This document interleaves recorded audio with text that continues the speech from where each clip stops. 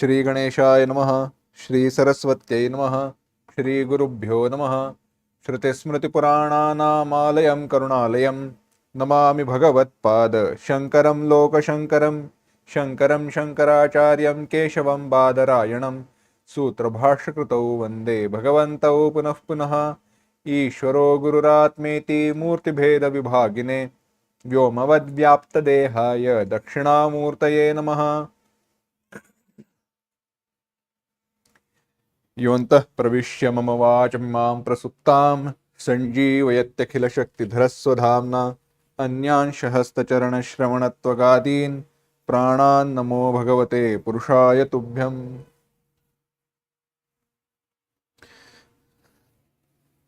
वंशी विभूषितकरान्नवनीरदाभात् पीताम्बरादरुणबिम्बफलाधरोष्ठात् पूर्णेन्दुसुन्दरमुखादरविन्दनेत्रात् कृष्णात् परं किमपि तत्त्वमहं न जाने। गोस्वामी तुलसीदास जी के रामचरितमानस का हम चिंतन कर रहे हैं और आज के चिंतन को शुरुआत करें, आज के चिंतन को आगे बढ़ाएं। उसके पूर्व मानस का जो मंगल है, बालकांड के मंगल के पहले जो 4 श्लोक हैं उनको एक साथ पढ़ते हैं। वर्णानाम् अर्थसंघानां रसानां छन्दसामपि मंगलानां च कर्तारौ वन्दे वाणी विनायकौ भवानी शंकरौ वन्दे श्रद्धा विश्वासरूपिणौ याभ्यां विना न पश्यन्ति सिद्धा स्वान्तस्थमीश्वरम् वन्दे बोधमयं नित्यं गुरुं शंकररूपिणं यमाश्रितो हि वक्रोऽपि चन्द्रः सर्वत्र वन्द्यते सीतारामगुणग्राम पुण्यारण्यविहारिणौ वन्दे विशुद्धविज्ञानौ कवीश्वर कपीश्वरौ। गोस्वामी तुलसीदास जी के मानस का हम चिंतन कर रहे हैं और इसका चिंतन करते समय गोस्वामी तुलसीदास जी के द्वारा जो मंगल किया गया उसका हमने चिंतन किया, उसका हमने प्रदीर्घ विचार किया। तत्पश्चात गोस्वामी तुलसीदास जी ने गुरुजनों को वंदन किया और गुरु की महिमा का विस्तार किया। जय गुरु चरण रेन सिर धरई ते जन सकल विभव बस करई, यह बाद में कहेंगे। यहाँ पे कहा जो गुरुपद रज मृदु मंजुल अंजन नयन अमीय दुर्ग दोष विभंजन, ऐसे कहकर गुरु जी के चरणों की जो रज है वह सारे दोषों को दूर करने वाली है। और गुरु महिमा क्या है तो कहा जो भी जीव है, जो भी दुर्जन है वह भी सज्जन हो जाता है, जो भी अज्ञानी है वह ज्ञानी हो जाता है।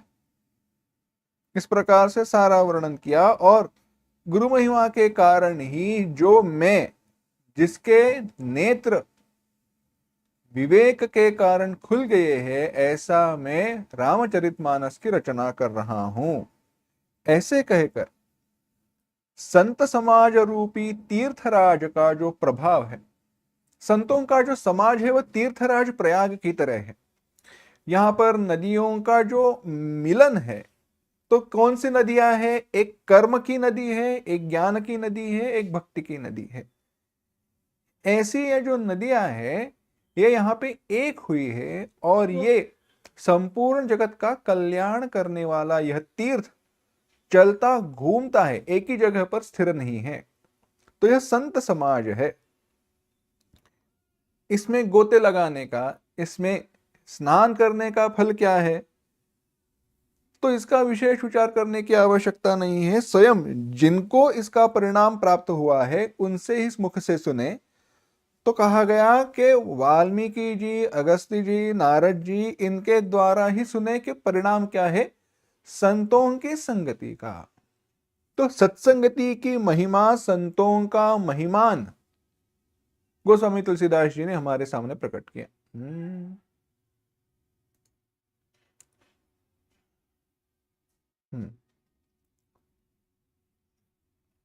वह वर्णन करते समय अंत में गोस्वामी तुलसीदास जी ने कहा कि संतों की महिमा का अगर वर्णन करने का प्रयास भी करे तो उसका वर्णन नहीं किया जा सकता, वाणी थक जाती है।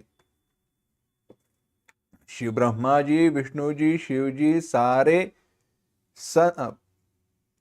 विद्वान मुनिगण वे भी थक जाते हैं, वे भी सत्संगति का महिमा वर्णन नहीं कर सकते, तो मैं क्या करूं?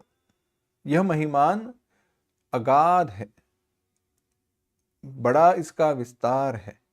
यह कहकर आगे गोस्वामी तुलसीदास जी कह रहे, इसीलिए मैं संतों को हाथ जोड़कर प्रणाम करता हूं जिनके चित्त में समता है।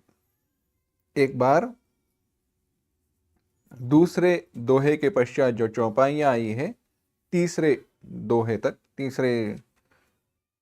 तीसरे जो दो दोहे हैं वहां तक सारे जो चौपाइया और दोहे हैं उनको एक साथ पढ़ते हैं। मज्जन पेखिय, उस यहां से आगे, मज्जन फल पेखिय तत काला काकहो इपि कबकहु मराला, सुनि आचरज करई जनि कोई, संत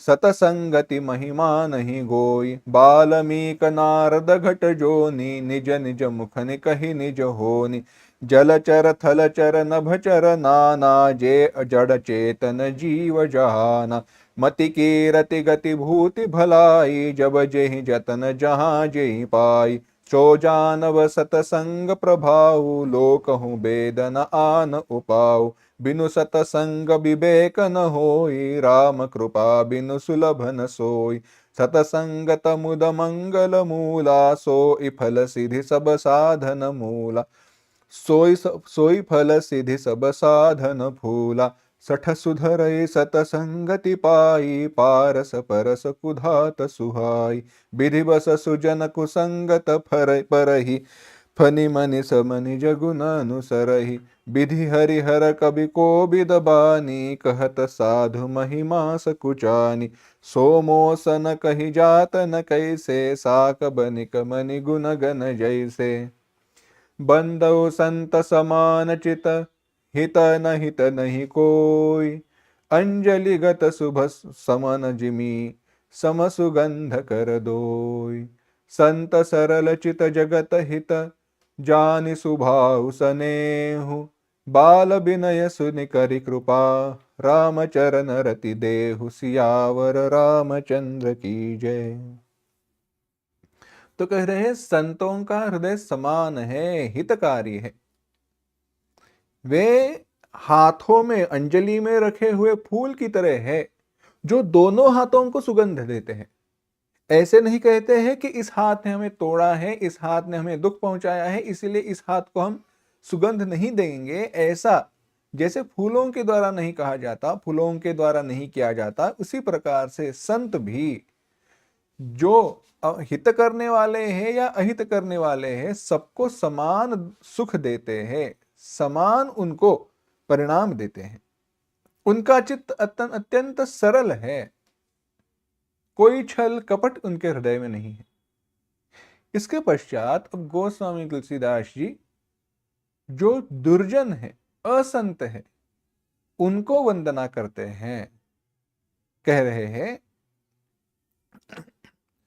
बहुरी बंदी खलगन सति भाए, जे विनु काज दाहिने उबाए, परहित हानि लाभ जिन केरे, उजरे हर्ष विषाद बसेरे, हरिहर जस राके सराहु से, पर अकाज भट सहस बाहु से, जे पर दोष लखई सह साखी, परहित घृत जिन के मन माखी, तेज कृसानुरोष महिषेसा, अघ अवगुण धन धनि धनेश, अघ अवगुण धन धनी धनेसा, उदय के तसमहित सब ही के, कुंभकर्ण सब सोवतनी के, पर अकाजु लगी तनु परिहरही, जिमि हिम उपल तृषि दलि गरही, बंदौ खल जस शेष सरोसा, सहस बदन बर नई पर दोषा, पुनि प्रणव पुथराज समाना, पर अघ सुनई सहज दस काना, बहुरि सक्र सम बिनवहु तेहि, संतत सुरानी कहित जेहि,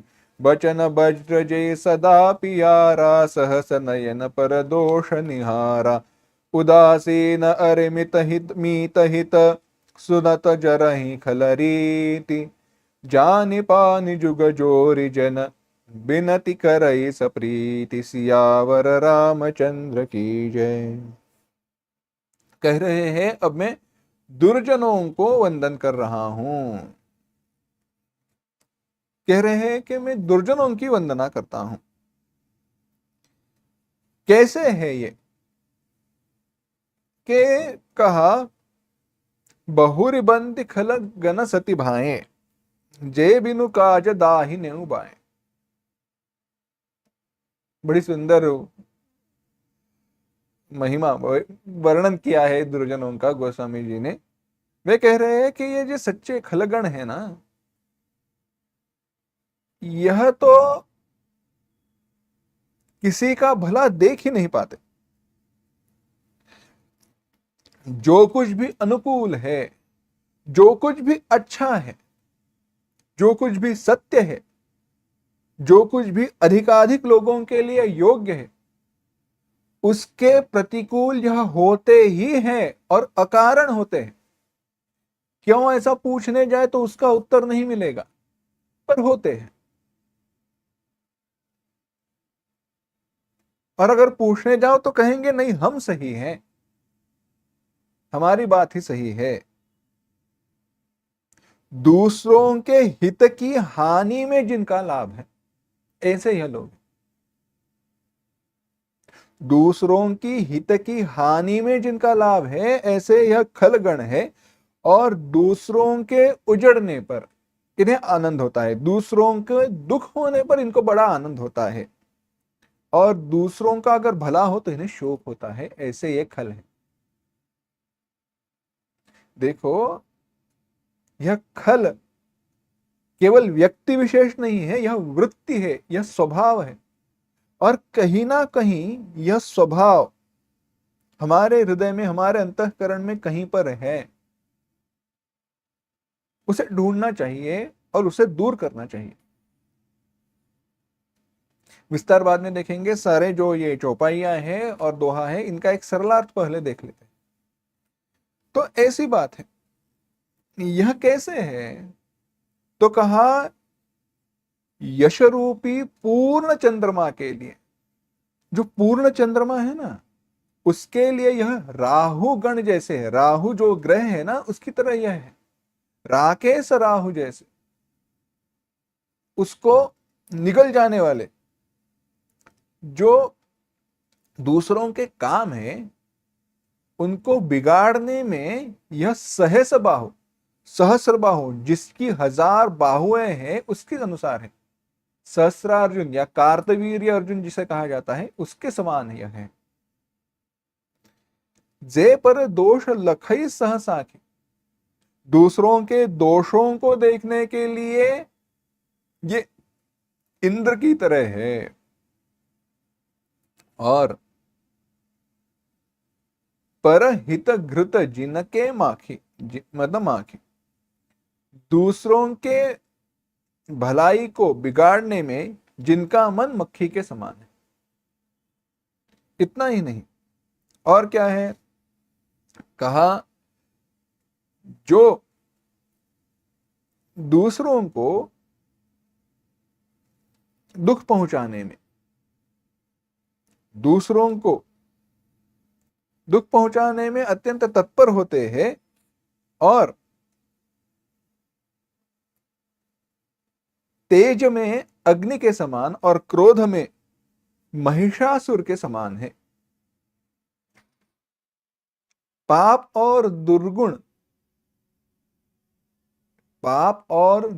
रूपी जो धन है, इसमें ये कुबेर के समान है। इतने सारे दुर्गुण इनमें भरे हुए हैं कि कुबेर जी का जो धन है, उनके समान इनमें दुर्गुण भरे हुए हैं। इतना ही नहीं, इनका उदय केतु के समान सभी के लिए है, और वे कुंभकर्ण की तरह जब सोते रहते हैं तभी ही वे अच्छे होते हैं। बाकी जगे रहते हैं तो किसी का विनाश करने के लिए ही तत्पर हुए रहते हैं। इतना ही नहीं, और क्या है? दूसरों का काम बिगाड़ने में ही ये सदा तत्पर रहते हैं, मेहनत करते हैं। शरीर का त्याग भी कर देंगे परंतु दूसरा का काम बिगाड़ देंगे।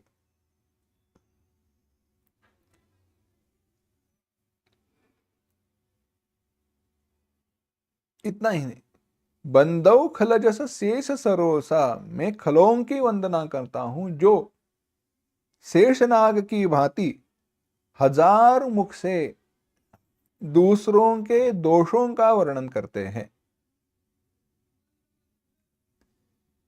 मैं इन खलों को, इन दुर्जनों को राजा पृथु की तरह मानकर नमस्कार करता हूं, जो अपने कानों को 10,000 गुना करके दूसरों के दोषों को सुना करते हैं, दूसरों के दोषों को सुनते हैं। इंद्र के समान उन्हें मानकर मैं विनय करता हूं, जो शब्द पर यहां पर शब्द छल किया है, शब्द श्लेष है, कहा संतत सुरानीक हितते हैं। जो सुरानीक, सुरानीक एक अर्थ है देवसेना, और या सुरा यानी मध्य, सुरा यानी मध्य, और नीक यानी हित, हित, जो मध्य के समान है। विस्तार जब कहेंगे तब इसका श्लेष का अर्थ देखेंगे।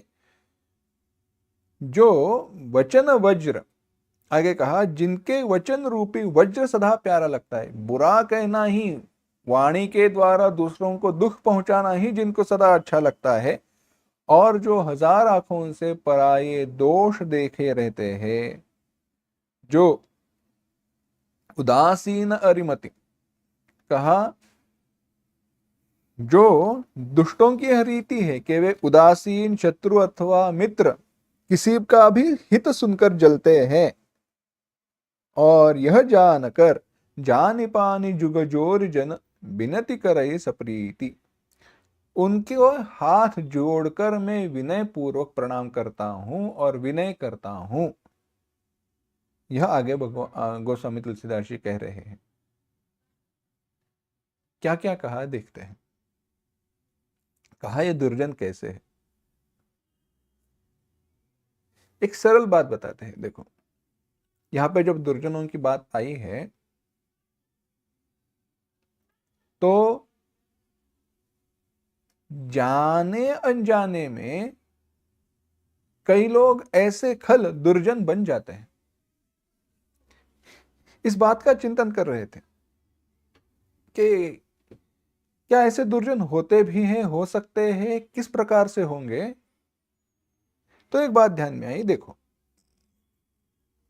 सबसे पहले तो गोस्वामी तुलसीदास जी ने जब दुर्जनों का वर्णन किया, खलों का वंदन किया, तो कहा कि मैं दुष्टों को प्रणाम करता हूं जो बिना प्रयोजन ही, कोई कारण नहीं है, बिना प्रयोजन ही दूसरों के अनुकूल के प्रति प्रतिकूल आचरण करते हैं। दूसरों का भला उनसे देखा ही नहीं जाता और उसमें टांग गड़ाना ही इनका काम, उल्टा ही करेंगे, दोष ही देखेंगे, दुख ही देंगे। तो गहराई से चिंतन कर रहे थे तो एक बात ध्यान में आई। देखो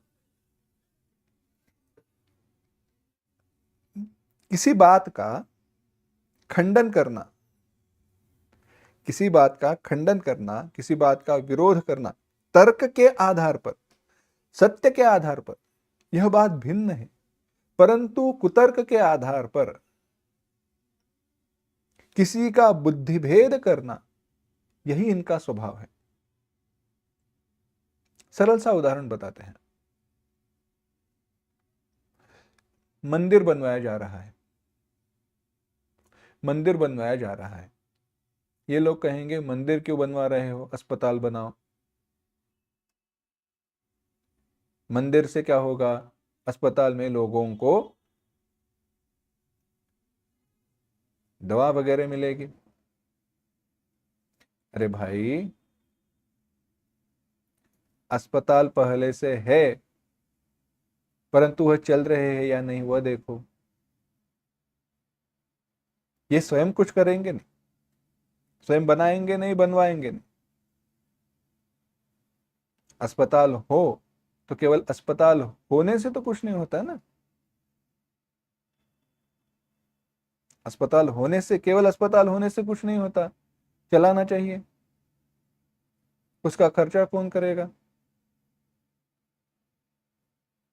उसका पूरा जो इकोनॉमिक्स है, अर्थ कारण है, बड़ा अलग है।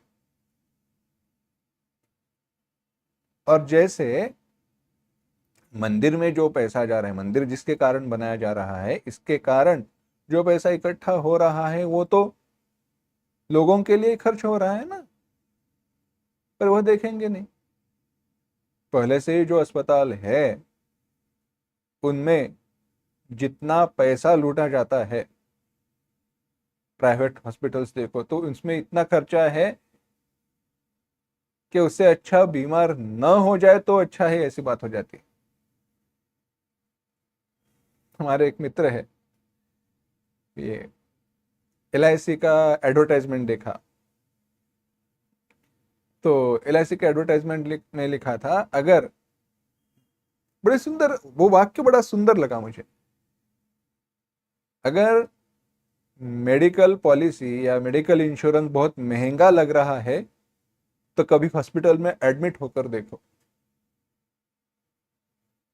सुंदर बात थी। कहेंगे नहीं नहीं नहीं नहीं, तो बात चल रही है दुर्जनों की। नहीं नहीं, अस्पताल बनाओ, अच्छा ठीक है। उनको समझाने में जाने में कोई बात ही नहीं है। उनको समझाने जाओ तो हम ही बुरे नजर आएंगे। कहते हैं इतना खर्चा क्यों कर रहे हो? तो इनसे किसी ने कहा, देखो इस पर कोई बात है, छोटी बात, जो भी खर्चा हो रहा है ना,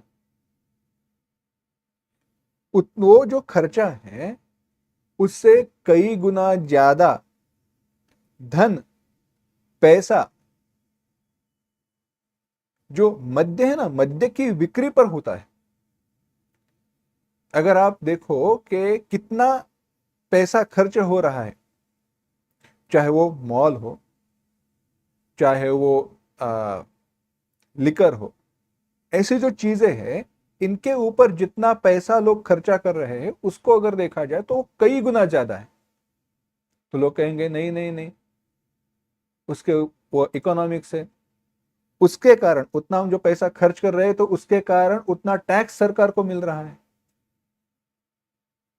अरे भाई, उससे अच्छा जितना टैक्स उनको जा रहा है उससे कई गुना ज्यादा आप सरकार को दान दे सकते हो अच्छी जगह पर वे नहीं करेंगे।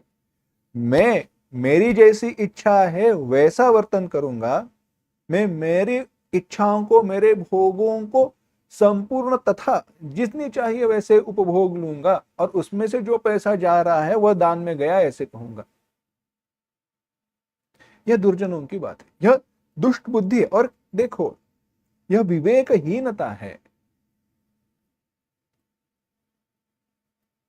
और ऐसे हमारे भी विचार कभी कभी होते हैं, हम ऐसे नहीं कहेंगे, परंतु इस प्रकार से साधना के प्रति हमारी भी दृष्टि कभी कभी बदल जाती है। यह दुर्जनों का स्वभाव, यह दुर्जनता है हमारे हृदय में जो भी छुपी हुई है। वह कुछ अच्छा करने जाए तो पहले उसमें हम दोष ही देखते हैं। यह स्वभाव है, स्वभाव विशेष है।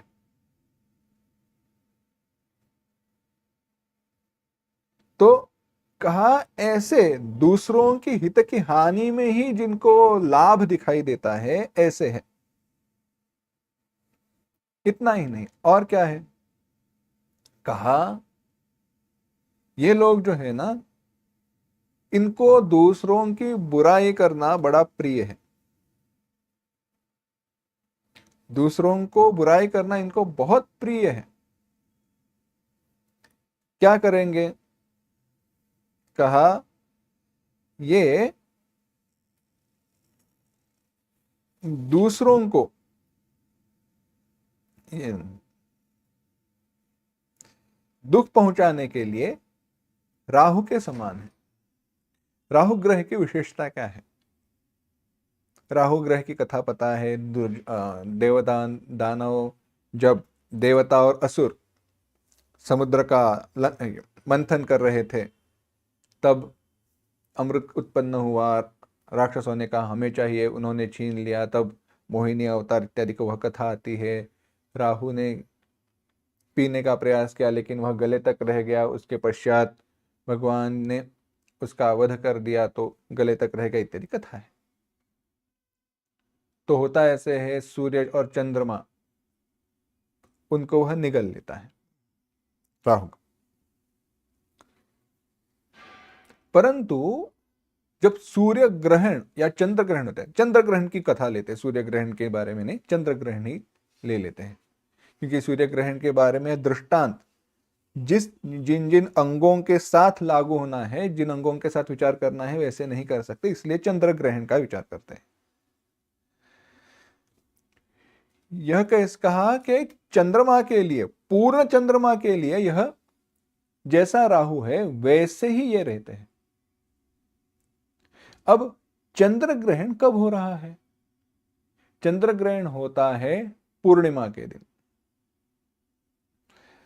बचपन में प्रश्न पूछा गया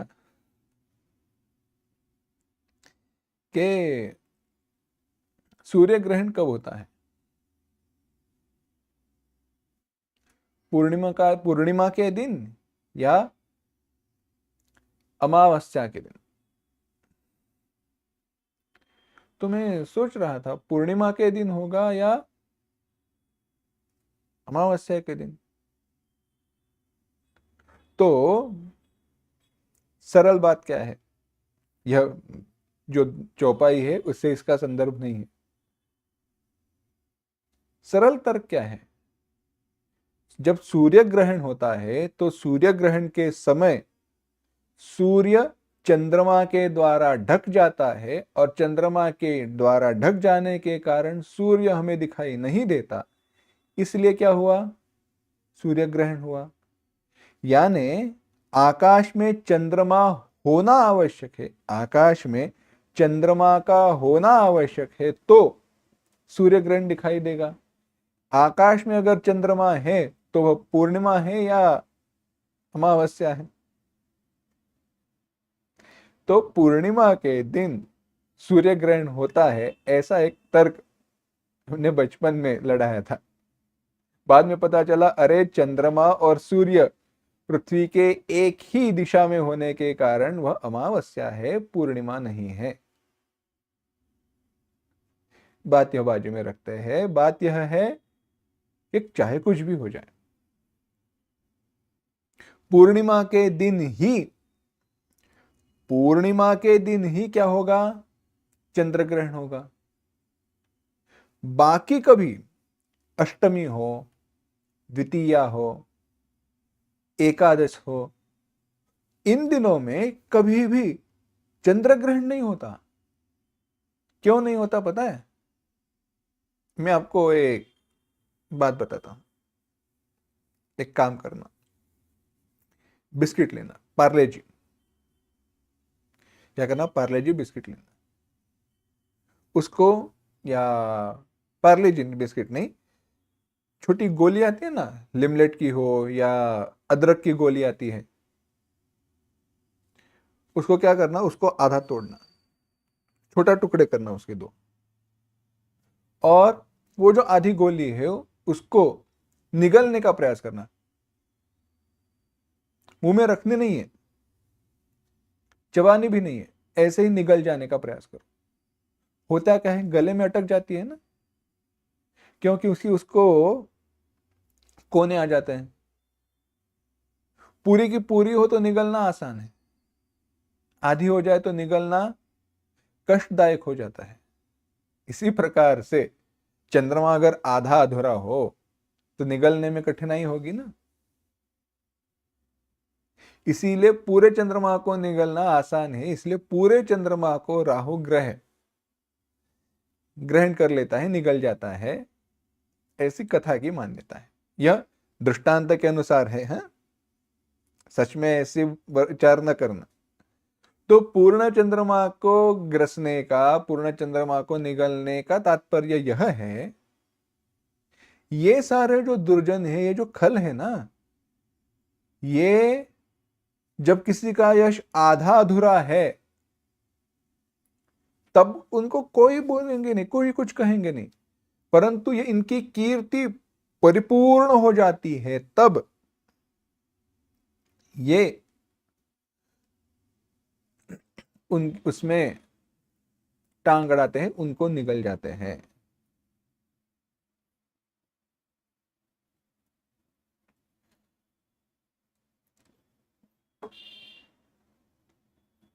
चंद्रमा की तरह, चंद्रमा को जैसे राहु ग्रसित कर देता है, इस प्रकार से ये लोग पर अकाज भट सहस बाहु से आगे का, दूसरों के जो भी कार्य है उनको दूर करने में, उनको रोकने के लिए यह सहस्रबाहु की तरह है। राजा सहस्रबाहु की कथा आती है, बड़ी सुंदर कथा है। सहस्रबाहु यानी कार्तवीर्य अर्जुन के लिए ही भगवान विष्णु जी ने, भगवान ने परशुराम जी का अवतार धारण किया। तो कार्तवीर्य अर्जुन की जो कथा आती है, कृतवीर्य राजा के पुत्र कार्तवीर्य अर्जुन थे। कृतवीर्य राजा की मृत्यु के पश्चात इनको कहा गया अब तुम राजा बनो, तो उन्होंने कहा मैं राजा बनने के लायक नहीं हूं, मैं शास्त्रों को पूर्णता से नहीं जानता, प्रजा की संपूर्ण सुख में, प्रजा की संपूर्ण रक्षा के लिए मैं तत्पर नहीं हूं, मैं सक्षम नहीं हूं, इसलिए मैं राजा होने के लायक नहीं हूं। मैं चला, और तपश्चर्या के लिए वे चले गए। दत्त पुराण में, अन्य पद्म पुराण इत्यादि कुछ पुराणों में इनकी कथा आती है। मैं चला, वो तपश्चर्या के लिए गए। भगवान दत्तात्रेय, अवधूत दत्तात्रेय जी की उन्होंने उपासना की, तपश्चर्या की, वे प्रसन्न हुए और उन्हें ज्ञान, भक्ति, अस्त्र, विद्या इत्यादि की शिक्षा दी। ये वापस आए और अत्यंत उत्तम प्रकार से राज्य करना शुरू किया। यह ऐसे थे कि सामान्यतः तो यह दो भुजाओं के साथ रहा करते थे, परंतु युद्ध में अपने 1000 बाहु बनाकर युद्ध किया करते थे। इन्होंने ही रावण को पकड़ लिया था। एक बार रावण ने इनके साथ युद्ध करने का प्रयास किया और इन्होंने रावण को पकड़ लिया और अपने बेटे के, अपना जो बेटा है, अपने बेटे के जो छोटी गद्दी थी जहां पर बेटा सोया करता था, वहां पर खिलौने की तरह उनको लटका दिया था रावण को। ऐसे, ऐसा उनका पराक्रम था सहस्रबाहु और कर्तवीर्य अर्जुन का। एक बार उनके सामने अग्नि आया और अग्नि ने कहा कि, हाँ, कथा ऐसे आती है कि एक इन्होंने यज्ञ आरंभ किया, यज्ञ आरंभ किया जिसमें अग्नि में घी की आहुति दी जा रही थी, परंतु कैसे? अखंड आहुति, घी की अखंड धारा। अब घी की अखंड धारा लगी है, ऐसी आहुति के साथ वह यज्ञ पूरा हुआ, परंतु परिणाम ऐसे हुआ कि उतने घी के परिणाम स्वरूप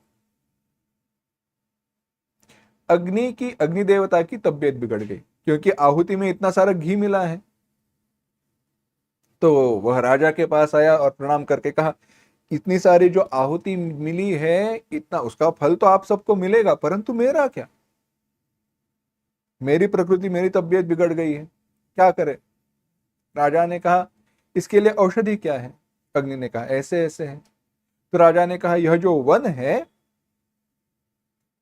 उस वन का तुम भक्षण कर लो, औषधि है, उस वन का तुम भक्षण कर लो। अग्नि ने उस वन का, वन में जो सारे वृक्ष थे, औषधियां थी, उन सब का भक्षण कर लिया, यानी आग ही फैल गई। जंगल में वह आग लग गई, उस सारे जो वृक्ष थे उनका अग्नि ने भक्षण कर लिया, और उन सारे वृक्षों को जैसे थे वैसा अपनी योग बल की प्रभाव से राजा कार्तवीर्यार्जुन ने पुनः प्रकट किया। परंतु वशिष्ठ जी ने उनको श्राप दे दिया कि राजा, जबकि तुम्हारा सामर्थ्य है, जबकि तुम्हारा सामर्थ्य है इन सारे वृक्षों को पुनः उत्पन्न करने का, फिर भी तुमने किसी की अनुमति लिए बिना जो कार्य किया है वह योग्य नहीं है, इसीलिए श्राप दे दिया। और इस तुम्हारी इस दुरित के कारण, इस गलती के कारण तुम्हारी मृत्यु हो जाएगी, इस प्रकार का एक श्राप दे दिया। तो राजा ने कहा, अगर ऐसी बात है तो मैं किसी सामान्य जीव के हाथों से मृत्यु नहीं चाहता हूं। फिर तपश्चर्या के लिए गए, भगवान अवधूत दत्तात्रेय जी की उपासना की, तपश्चर्या की, और उनसे प्रार्थना की कि अगर मेरी मृत्यु निश्चित है तो तुम्हारे हाथों ही होनी चाहिए। उन्होंने कहा, तुम मेरे लिए शिष्य पुत्र के समान हो, मेरे द्वारा तुम्हारी हाथ में तुम्हारी मृत्यु नहीं हो सकती, परंतु उसकी चिंता, उसकी व्यवस्था में करता हूं। और बाद में परशुराम जी के द्वारा इनकी मृत्यु हुई। वह कथा भिन्न आती है। मेरे कहने का इस सब कथा का तात्पर्य है, हेतु यह है कि ऐसे वे पराक्रमी राजा थे, ऐसे ही पराक्रमी दुर्जन रहते हैं सज्जनों के अच्छे बनाए हुए कामों को तोड़ने में। यह तो है सामान्य, यह दुर्जन जो है सामान्य, हाथ है दो, परंतु अच्छे काम को बिगाड़ने में कोई मेहनत करनी हो, कोई काम करना हो, तो इनके दो हाथों में मानो 1000 बाहुओं की स्फूर्ति आ जाती है, बल आ जाता है। ऐसी मेहनत से, ऐसी उत्साह से यह काम करते हैं। इतना ही नहीं, कहा दूसरों के दोषों को देखने के लिए है आंखें दो। सामान्यतः आंखें दो ही है, परंतु देखने के लिए आंखें मानो 1000 हो जाती है। छोटा सा छोटा दुर्गुण भी देखेंगे और कहेंगे ये देखो, ये ऐसे ही है। जो कुछ भी अच्छी बातें किए हैं उनको कभी बताएंगे नहीं। 10,000 लोगों का भला हुआ, 2 लोग छूट गए, देखो 2 लोगों को ध्यान नहीं दिया, ऐसे ही लोगों की तरफ ध्यान नहीं देते, ऐसे कहेंगे। है ऐसी बात, केवल दोष ही देखेंगे। दुर्योधन की कथा बताई जाती है। दुर्योधन, राजा दुर्योधन और धर्मराज युधिष्ठिर दोनों को पास बुलाया और कहा, जाओ और जगत कैसा है देख कर आओ। वापस आए, पूछा कैसा है। धर्मराज ने कहा, बड़ा सुंदर है, सभी लोग सत्य प्रतिज्ञ है, अच्छे मार्ग पर, धर्म की मार्ग पर चलने वाले हैं, बड़ा इस जगत का भला होगा। गुरुजी संतुष्ट हुए, दुर्योधन से पूछा कैसा है। दुर्योधन ने कहा, सारे दुष्ट है, कपटी है, दूसरों का विनाश करने के लिए छल से भरे हुए हैं। तो यह दृष्टि है, स्वभाव विशेष है, जैसा स्वभाव वैसे ही जगत दिखाई देगा। ये लोग भी ऐसे होते हैं, आंखें ही वैसी है, दोष ही देखेंगे। तो दोषों को देखने के लिए ये सहस्त्र बाहु, सहस्त्रार नेत्र की तरह है। सहस्र नेत्र किसके हैं? सहस्र नेत्र इंद्र के हैं। आगे वर्णन आएगा कि रामावतार के समय प्रभु राम जी को देखने में इंद्र समर्थ हुआ, क्योंकि उसकी सहस्र आंखें थी। तो अच्छे देखने के लिए जैसी सहस्र आंखें प्राप्त हुई है इंद्र को, वैसे ही ये लोग दोषों को देखने में इंद्र के समान है, यानी इनकी 1000 आंखें होती हैं। इतना ही नहीं, यह घी में पड़े हुए मक्खी की तरह है। कहते हैं जैसे मक्खी घी में गिर जाए तो उसको खराब कर देती है, इसीलिए मक्खी क्या करती है, कोई भी अगर ऐसे खाने की चीज हो तो वहां पर वो बैठ जाती है और कई सारे अपने अंडे छोड़ देती है, वहां पर खराब कर देती है अन्न को। उसी प्रकार से जैसे घी में वह मक्खी बैठने पर घी सारा खराब हो जाता है, इसको उसी प्रकार से ये दुष्ट लोग दूसरों के बने बनाए काम को बिगाड़ देते हैं। ये इतने क्रोधी हैं कि वे कोई भी उनके निकट जाए तो अपने दुष्ट स्वभाव के कारण उसको जला देंगे, उसको दुख ही पहुंचाएंगे। इनका बड़ा क्रोध ही है। कहते हैं यह महिषासुर के समान है। महिषासुर, महिषा यानी भैंस, सुर यानी देवता, यानी यमराज।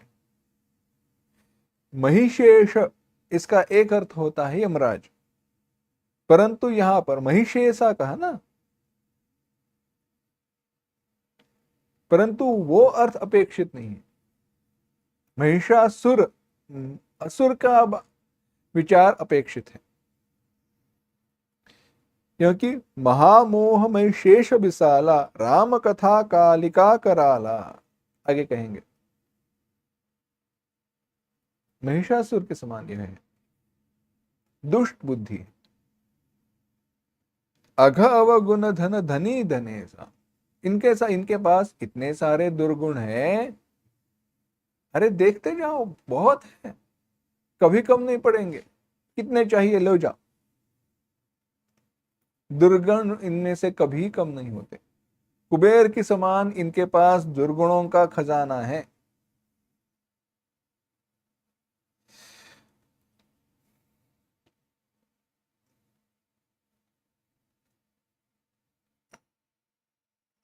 महिषासुर जो है ना, उसका क्रोध बड़ा प्रख्यात था। उसके भय से सारे छिपे छिपे रहा करते थे, इसीलिए इनके क्रोध से, इनके भय से सारे लोग छिपे हुए रहते हैं, कब ना जाने कब हमारा विनाश करते।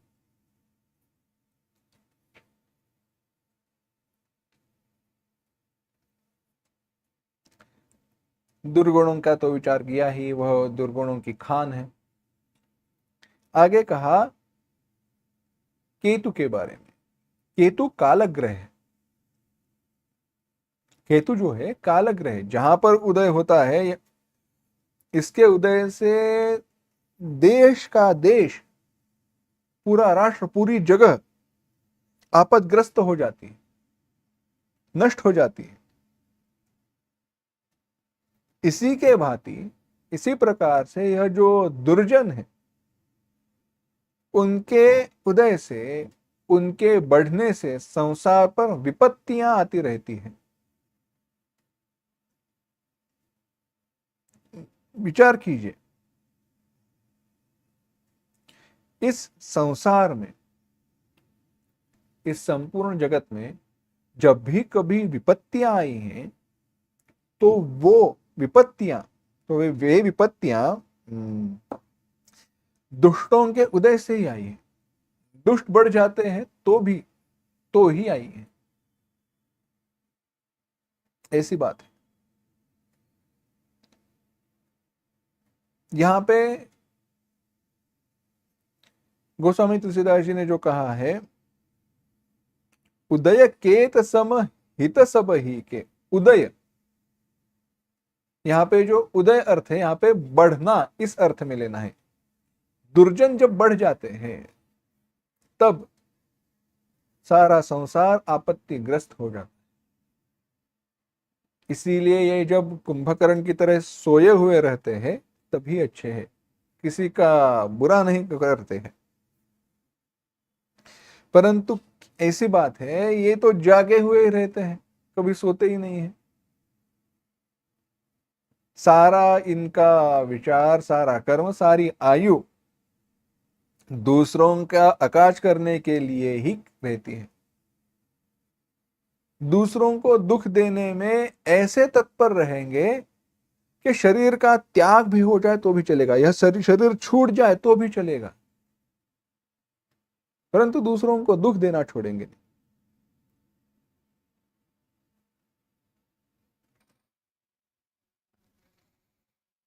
इसीलिए मैं बंदव खल जस शेष सरोसा, कह रहे हैं कि मैं इसीलिए खलों की वंदना करता हूं, जो हजार मुख वाले शेष की समान दूसरों के दोषों का वर्णन करते हैं।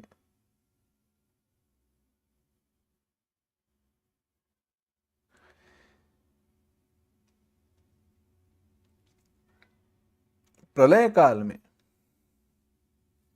में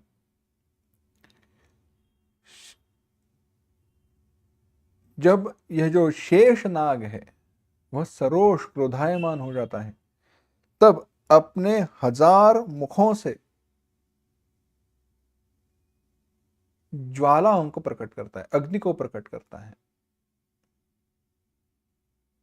प्रलय काल का वर्णन है। इसी प्रकार से ये वाणी से दूसरों के विनाश का ही विचार किया करते हैं। और क्या कह रहे हैं गोस्वामी जी? गोस्वामी जी कह रहे हैं, मैं इनको राजा पृथु की तरह मानकर प्रणाम करता हूं। पृथु राजा को भगवान की कथा सुनने में बड़ी रुचि थी, भगवत कथानुवाद उनको अत्यंत प्रिय था। परंतु ये जो है, ये दूसरों की बुराइयां सुनने में तरस जाते हैं। दूसरों की बुराइयों को सुनना ही इनको बड़ा प्रिय रहता है। इतना ही नहीं, मैं इंद्र के समान इन्हें मानकर विनय करता हूं। क्यों? जिन्हें सदा सुरानीक हित है। कहा, संतत सुरानीक हित जेहि। सुरानीक, इस शब्द को अगर जोड़ दिया जाए, सुरा आनीक, सुर आनीक ऐसे हो जाएगा। सुर आनीक यानी देव सेना, देवताओं की सेना। तो हित शब्द का श्लिष्ट है। तो इंद्र के पक्ष में देवताओं की सेना, जैसे राजा इंद्र के लिए देवताओं की जो सेना है, तो इंद्र के लिए देवताओं की सेना का होना जैसे हित है, उसी प्रकार से इनके लिए मध्य का होना हितकारी है। मध्य का होना हितकारी है। जिनके वचन वज्र के समान है, दूसरों को दुख देने में, नष्ट करने के लिए ही प्रवृत्त होते हैं, ऐसे है, ऐसे संतों को मैं प्रणाम कर रहा हूं।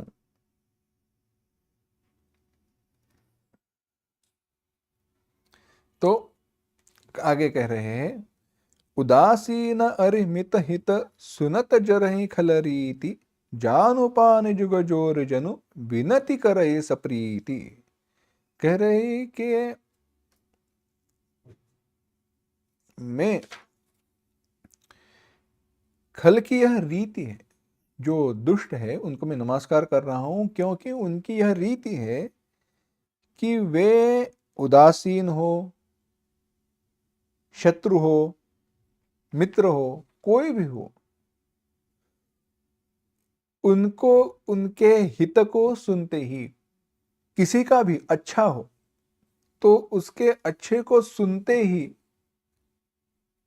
यह जल उठते हैं।